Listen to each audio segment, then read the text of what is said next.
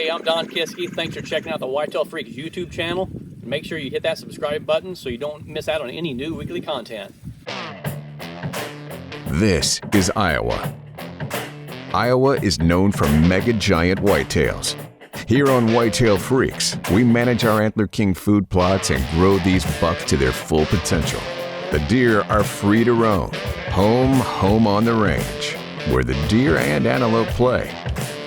Well, not antelope because, again, this is Iowa. Anyway, when time finally comes calling as these bucks turn into mega giants, our collective crew of Whitetail Freaks will track down the biggest bucks on our properties, hunt them until the very end. And sometimes, after all the hard work and realizing the completion of a long campaign, it can also leave us speechless.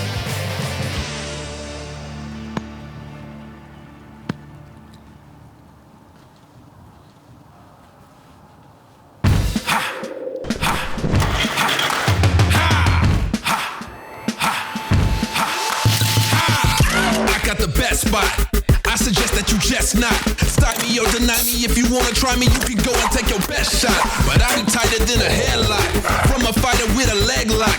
I'm supreme like a guillotine. You can hear the scream when they head pop. Whatever it takes. On this episode, we're going to review last year's entire hunting season for all the Whitetail Freaks. Candy Kiske was the first to kick off the top 10 buck down for the 2019 hunting season. Coming in at number 10 was Candy's hunt for a 10-point buck. I do not want to make a mistake, because if you've made a mistake and shoot the wrong deer, and then you have to turn around and look at Don Kiske of all people, you don't want that. On November 1st, as they were about to get into the Ameristep blind, they noticed two problems. First, it had snowed heavily recently, and snow had piled up on top of the blind. And second, it was early, and there was a buck already out in the field. So Candy snuck down outside of the Ameristep blind, and both her and cameraman Don laid low, as they wanted to see what this buck would do. Sure enough, it was the decent cull buck named Old Nasty, and Candy may not hesitate to shoot him. He's right there in front, just walk across. But as this Old Nasty cull buck entered from the field, there was now a new contender. A bigger 10-point buck was to the left, and it leaves Candy with multiple options, depending on which gives her the better angle from her situational makeshift hunting position outside the blind. Shoot the second one.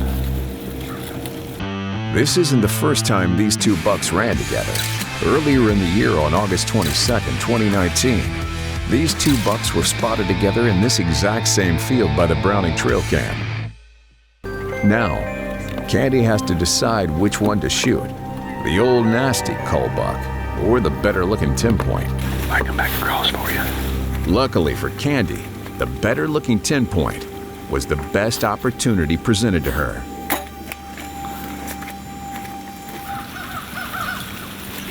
That's all right. I don't know. We're out there every single day to get that one hunt, that one deer of a lifetime. Man, what a beautiful buck. He's got a sticker off the base. Just a gorgeous animal. November 1, my birthday, can't get any better. This year we're shooting this new broadhead, my blood sport called the Nightfall. And I'm telling you, I am a big believer. Hitting, marginal back, but I thermal arteried him, and he did not go but 10 yards and he dropped in the field. I mean, you can see the blind right there, the Ameristep blind. It's just unbelievable. Look at that. Wow, it's like a fixed blade broadhead and an expandable. Just devastation. David Little came in at number 9 when he thought he was chasing after a buck named Short and Wide, but instead, this buck of opportunity was too good to pass up. Having seen Short and Wide earlier this morning, David thought he was coming back into the plot. However, this mature buck is not David's familiar hit lister, Short and Wide.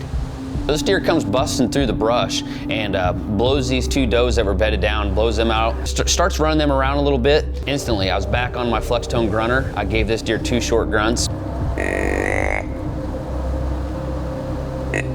And instantly, I had his attention. He was coming in. When I hit this deer with the flex tone grunter, he did absolutely everything. Postured up, he came in, grunting, growling, everything you can imagine. He crossed the creek, everything. Finally got to full draw, and I sent one at him.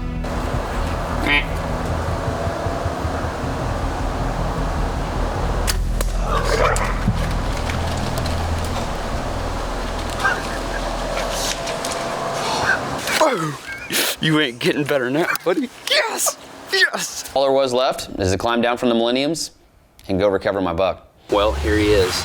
Didn't take much to track this deer down. The blood sports opened him wide open. He maybe made it 70 or 80 yards off the plot before he fell down. So me and Mac were pretty jacked up. This morning was one of those mornings that you're just not gonna beat. I was number 7 last year. Definitely took a step back. Bro.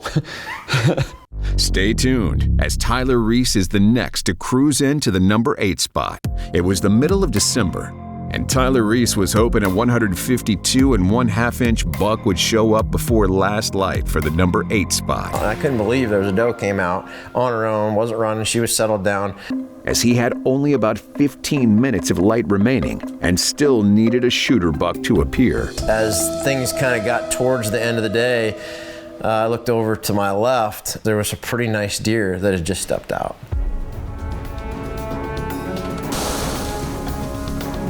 As he came closer, I realized that was a deer that I was definitely going to shoot. And as he gave me the right angle, I was able to make a good shot on him.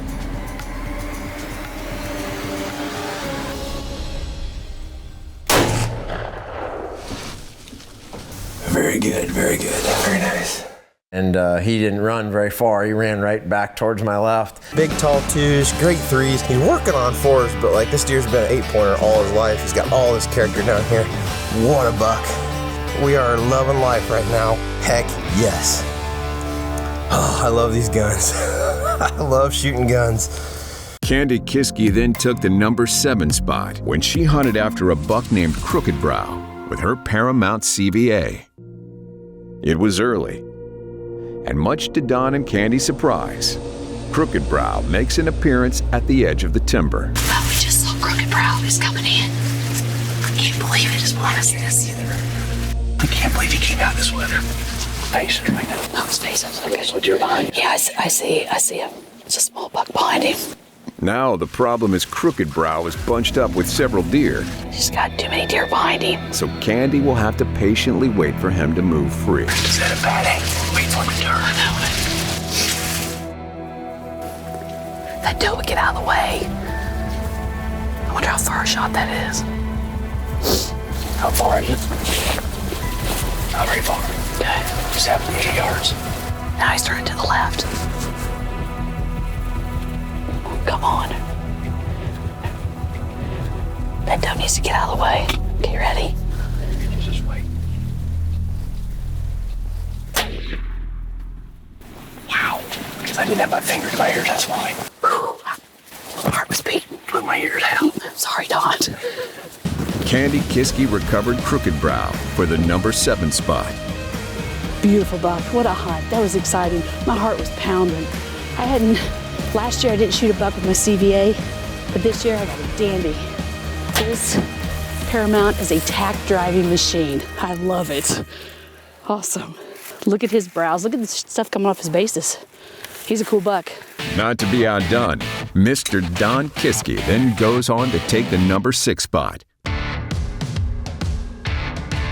It's November 28th, Thanksgiving Day. After hunting much of the early part of the day, not much has shown up.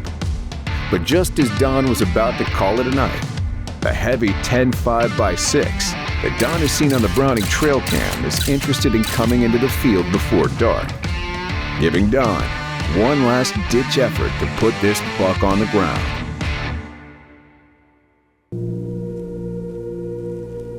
Big Ten just walked in.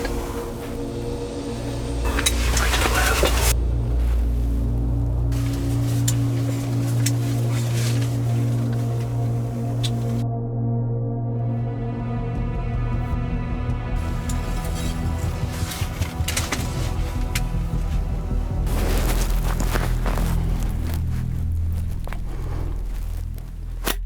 Fortunately for Don, he only has to wait until dark to start the recovery. He finally works in. We got him on camera, 45 yards, felt good about it.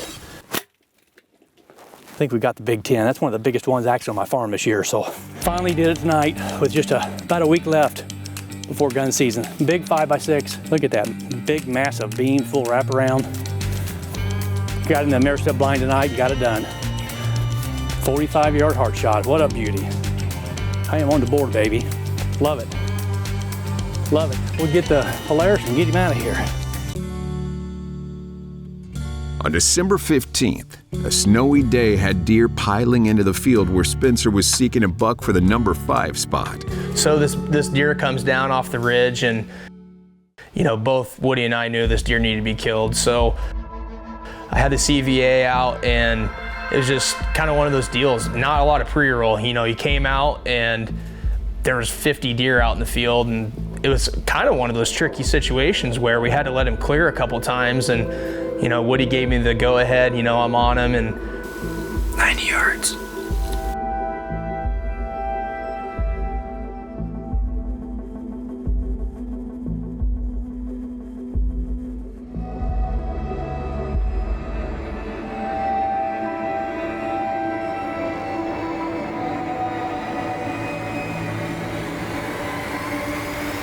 I just let her track, and sure enough, I dropped him. So I made a pretty good shot. I just anchored that front shoulder and dropped him in his tracks. When you're Spencer Atwood and your rear end has been sitting in a combine all year, making the slow walk of victory towards a giant buck 90 yards away in the cold and snowy temperature can be a welcome change of pace. Yep, you'll do. You gonna do, Spence? Yeah, you'll do. Especially when it warms your heart. That's a good deer.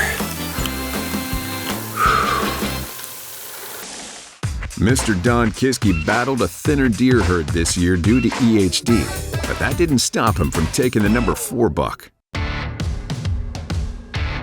Don Kiske has had a successful season so far, but now it's Christmas Day, and Don is hunting after a buck known as the Whitehorn 10.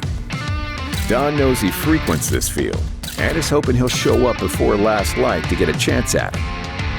So far, the great-looking 8x5 buck has shown up, but Don is admiring his new Paramount CVA and thinks it can get the job done on the Whitehorn 10 buck instead.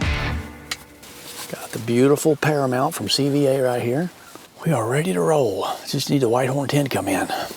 And right on cue, the Whitehorn 10 buck appears in the distance beyond the doe in the field. Just had the Whitehorn 10 while we get down there on the corner of the field. Got him. Yeah. You ready? Yeah. Phew, down. Dumped him, baby. Right on the spot. Well, here he is, the Whitehorn 10. Got a kicker off the G3 over there. Got a really strong left side over here. This side's not as strong, but good long tines. Good deer, been watching him all year long. I'm thrilled. And the number 3 spot was Tyler Reese with a short 210 buck. So as he comes in, he couldn't come in fast enough because I'm sitting here working the camera, trying to get as much light into it as I can. We're looking at a situation where it's a Boone and Crockett deer. I got great footage of him coming through the first time. I mean, I'm hooked on him. I'm gonna shoot him. If you give me a chance, I'm gonna pop him. Came in, stopped at 63.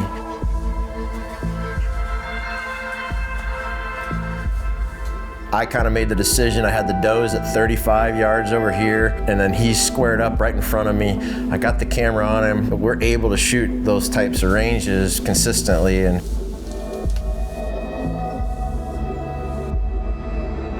63 yards is definitely a makeable shot, and he's right there in front of me. Lights running out, so it was time. I felt like that was a really high odds shot, so I decided to let it fly.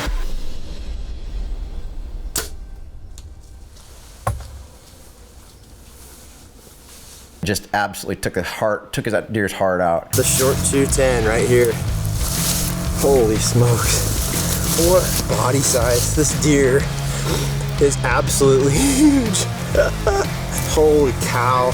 You know, we feel pretty good. Super pumped. I mean, this doesn't get any better than this. Awesome buck. Awesome buck. I am freaking over the moon. Stay tuned. 2 more bucks are about to lose another kind of lifeline. Mac McCullum made a step up this year when his buck came in at the number 2 spot. I got lucky, looked up, and here came Short and Wide by himself walking through the timber.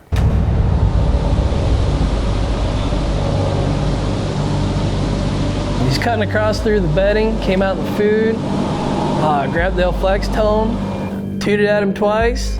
Next thing he knows, head whips around, and here he comes.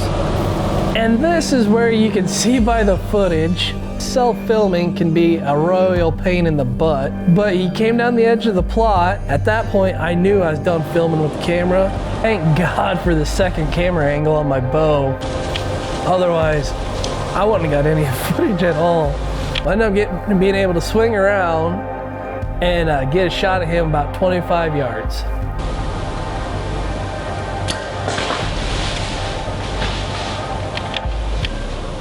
Mac McCullum is excited to recover this 180-inch buck, the number 2 buck on the Whitetail Freaks Top 10 Buck Down. I can't even get my hand around his base. Short and Wide has been 3 years of work. We had him ever since we got on this farm. Passed him every year. January 10th of last year, late muzzleloader, I had him at 80 yards on my muzzleloader, and I passed him, hoping this would happen. I mean, this is the outcome. We finally got it done with Short and Wide.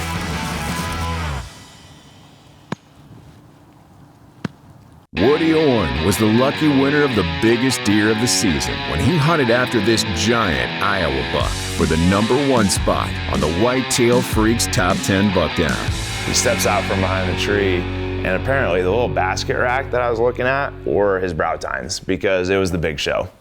As the big show walks in, Woody takes a moment to calm himself. Rather than touching it off while I'm on his neck, I was thankfully able to calm myself down, relax a little bit, slow down, let him take a few more steps, and get pretty much to where he was broadside. And I let off what I felt like was the perfect shot.